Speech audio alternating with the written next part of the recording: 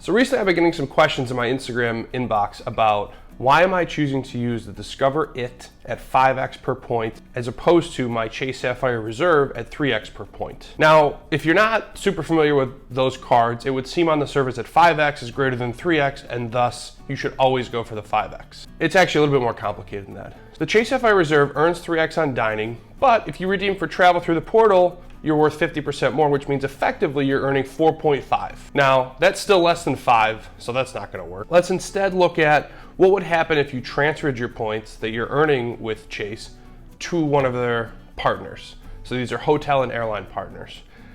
This is what you're going to have to do if you want to try and earn the 2 cents per point that someone like the Points Guy, for example, says that they're worth.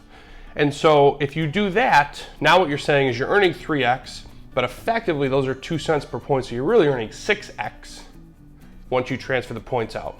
If you can manage to get that valuation, 6x being greater than 5x, it makes more sense to go with the Sapphire Reserve. The kicker, however, is my current ultimate rewards balance, which at the time of this filming is over 200,000 ultimate rewards points. Now, that's a good thing insofar as it does give me flexibility to book a lot of travel, but it's actually a bad thing because hoarding your points is not very valuable.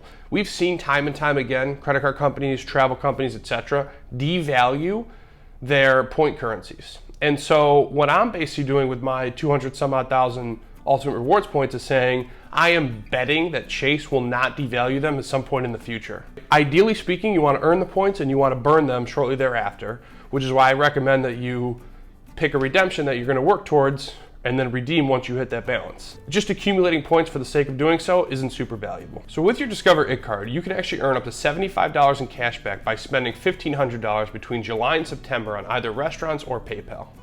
In my case, I don't really use PayPal, so it's going to be mainly restaurants. And basically the statement that I'm making is earning $75 today is going to be more valuable to me than the prospect of $90 sometime in the distant future. And by $90, I'm saying $1,500 on restaurant spend at 3x is $4,500.